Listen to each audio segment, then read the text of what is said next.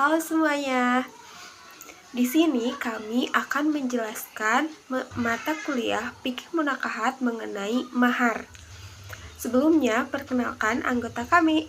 Ada Gita, ada Sarah, ada Ira Zahra Fahira, dan juga ada Hilmi Zakiatul. Oke, untuk mempersingkat waktu, langsung saja kepada pembahasan. Nah, di sini kami akan membahas yang pertama, ada pengertian mahar. Yang kedua, syarat-syarat dan macam-macam mahar. Yang ketiga, ada kadar mahar. Dan yang terakhir, ada gugurnya mahar. Langsung saja kepada yang pertama. Apa sih mahar itu? Mahar, menurut etimologi, berasal dari bahasa Arab, yaitu al-mahru atau mas kawin. Kata yang semakna dengan mahar adalah as-sadaq, nihlah, faridah, azr, dan alaik serta nikah. Semua kata tersebut diterjemahkan dalam bahasa Indonesia menjadi kata mahar atau mas kawin. Sedangkan secara terminologi, mahar adalah pemberian wajib dari calon suami kepada calon istri sebagai ketulusan hati calon suami untuk menimbulkan rasa cinta kasih dari seorang istri kepada suami. Mahar merupakan esensial dalam pernikahan. Tanpa adanya mahar, maka tidak disebutlah telah terjadi pernikahan. Maka mahar itu merupakan salah satu dari rukun nikah. Lalu, apa sih yang menjadi dasar hukum mahar? Hukum mahar adalah wajib karena merupakan syarat atau rukun dalam pernikahan. Dalil pensyariatan mahar adalah Allah Subhanahu wa Ta'ala berfirman dalam Al-Quran surat An-Nisa ayat 4 yang artinya, dan berikanlah mas kawin kepada perempuan yang kamu nikahi sebagai pemberian yang penuh kerelaan. Kemudian, jika mereka menyerahkan kepada kamu sebagian dari mas kawin itu dengan senang hati, maka terimalah dan nikmatilah pemberian itu dengan senang hati. Jadi, dasar hukum mahar itu tertera dalam Al-Quran surat An-Nisa ayat 4. Nah, kira-kira apa saja syarat mahar? Syarat mahar itu ada 4. Yang pertama yaitu harta berharga. Jadi, mahar itu harus harta yang memiliki nilai. Tidak sah jika mahar yang diberikan itu seperti biji-bijian atau segenggam makanan dari gandum atau tepung. Jadi itu tidak sah karena mahar yang diberikan itu harus berharga atau yang memiliki nilai. Yang kedua yaitu hartanya harus suci dan bisa diambil manfaatnya. Jadi mahar yang diberikan itu harus suci dan bisa diambil manfaatnya. Tidak sah jika harta atau mahar yang diberikan itu seperti bangkai, khamar, babi, dan yang lainnya. Walaupun orang yang mengonsumsi babi contohnya itu memiliki manfaatnya, tapi tetap tidak sah karena babi itu sendiri tidak suci. Lalu yang seperti apa barang yang suci dan bisa diambil manfaatnya, yaitu seperti uang, emas, atau dirham, dan sebagainya. Yang ketiga yaitu hartanya bukan barang gosok. Jadi harta yang atau mahar yang diberikan itu milik sendiri, bukan barang gosok. Jadi emang kalau misalnya barang itu diambil atau hak ngambil atau dari barang gosok itu tidak sah karena syarat yang ketiga itu harta atau mahar yang diberikan itu bukan barang gosok. Yang keempat yaitu bukan barang yang tidak jelas keadaannya.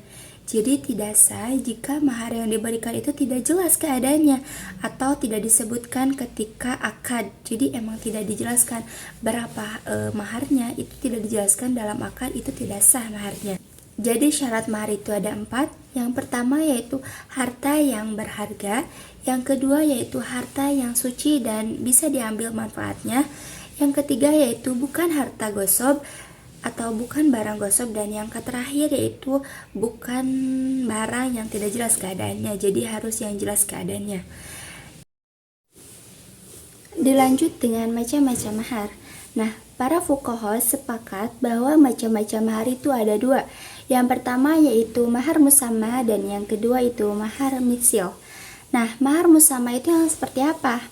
Nah, mahar musamma ini yaitu mahar yang sudah ditetapkan atau dijanjikan ketika akad nikah. Jadi sudah disebutkan berapa kadar dan besarnya mahar. Lalu para fuqaha juga membagi mahar musamma ini terbagi menjadi dua, yaitu mahar musamma muajjal dan mahar musamma ghair muajjal. Nah, mahar musamma muajjal ini yaitu mahar yang sudah atau mahar wajib yang langsung diberikan kepada istri. Jadi langsung diberikan kepada istri. Nah, lalu mahar ghair muajjal ini yaitu mahar yang sudah ditetapkan kadar dan besarnya tetapi ditangguhkan. Maksudnya seperti apa? Jadi mahar ghair muajjal ini yaitu mahar yang sifatnya hutang. Jadi sudah dijelaskan ketika akad nikah berapa besar dan kadarnya tetapi dihutangkan. Nah, lalu yang kedua yaitu mahar misil. Nah, mahar misil ini yaitu mahar yang jumlah dan kadarnya itu biasa diterima oleh keluarga pihak istri. Maksudnya seperti apa? Jadi kadar maharnya itu adat kebiasaan. Jadi misal dalam suatu daerah atau dalam suatu keluarga memiliki adat kebiasaan menentukan kadar jumlah mahar. Nah, itu disebut dengan mahar misil. Banyak harta yang harus dikeluarkan untuk mahar. Dalam Al-Quran dan hadis sendiri, tidak ada ayat yang secara spesifik menjelaskan mengenai berapa banyak harta yang harus dikeluarkan untuk mahar. Namun, para ulama telah sepakat bahwa tidak ada batas maksimal dalam harta untuk mahar. Namun, untuk batas minimalnya sendiri, setiap ulama madhab memiliki pendapat yang berbeda. Seperti yang pertama yaitu pendapat dari mazhab Syafi'i dan mazhab Hambali. Kedua mazhab ini berpendapat bahwa tidak ada batas minimal dalam harta untuk mahar, karena mahar tidak dinilai dari banyak atau sedikitnya harta yang dikeluarkan. Namun, mahar dilihat dari apakah sesuatu yang dijadikan mahar itu sah untuk diperjualbelikan atau apakah sesuatu yang dijadikan mahar itu memiliki nilai. Kemudian yang kedua, ada pendapat dari mazhab Malikiyah. Mazhab Malikiyah berpendapat bahwa batas minimal nilai yang harus dikeluarkan dalam mahar adalah 3 dirham perak murni atau sekitar 8,925 gram emas, atau bisa juga dengan sesuatu yang senilai dengan 3 dirham perak murni, baik itu berupa hewan, bangunan, atau barang yang bermanfaat menurut syariat. Kemudian yang ketiga adalah dari mazhab Hanafiyah. Mazhab Hanafiyah berpendapat bahwa nilai minimal harta yang dikeluarkan untuk mahar adalah 10 dirham atau sekitar 29,75 gram emas. Hal ini dikiaskan pada dasar hukum potong tangan untuk kasus pencurian, karena sama-sama dianggap diberikan kewenangan dan kelegalan untuk memperoleh manfaat dari anggota tubuh dengan imbalan harta, di mana dalam kasus pencurian, tangan seorang pencuri akan dipotong ketika harta yang dicurinya bernilai 1 nisab atau 10 dirham. Kemudian dalam menggauli, imbalannya berupa mahar. Namun, dalam pendapat ini, banyak ulama yang menganggap bahwa kias ini lemah, karena bagaimanapun juga kasus potong tangan tidak bisa disamakan dengan kasus menggauli. Kemudian yang selanjutnya, apakah dalam hukum Indonesia sendiri ada hukum yang khusus membahas tentang mahar? Jawabannya ada, yaitu dalam Kumpulan Hukum Islam atau disingkat dengan KHI. Hukum tentang mahar ini dijelaskan dalam KHI pasal 30 dan 34. yaitu dalam pasal 30 dijelaskan bahwa calon mempelai pria wajib mengeluarkan harta untuk calon mempelai wanita yang barangnya, jumlahnya, dan jenisnya telah disepakati sebelumnya. Kemudian dalam pasal 34 dijelaskan bahwa mahar bukanlah rukun dalam perkawinan, sehingga jika dalam lafaznya atau jika dalam prakteknya mahar itu tunai ataupun hutang, hal itu tidak bermasalah dan pernikahan masih tetap sah. Nah, di sini saya akan menjelaskan tentang pemberian mahar. Dalam konteks pemberian mahar itu ada yang diberikan secara kontan dan ada yang diberikan secara hutang. Nah, dalam pemberian secara kontan semuanya sudah pada mengerti. Saya di sini akan membahas tentang secara hutang. Secara hutang, maka dalam keterangan diperbolehkan memberikan mahar secara hutang, tapi ada batas yang ditentukan. Ada batas perjanjian seorang suami dan istri. Nah, dalam keterangan juga dikatakan bahwa tidak boleh seorang suami mempergauli seorang istri ketika belum ada mahar dari seorang suami kepada istrinya yang belum diberikan sedikit pun.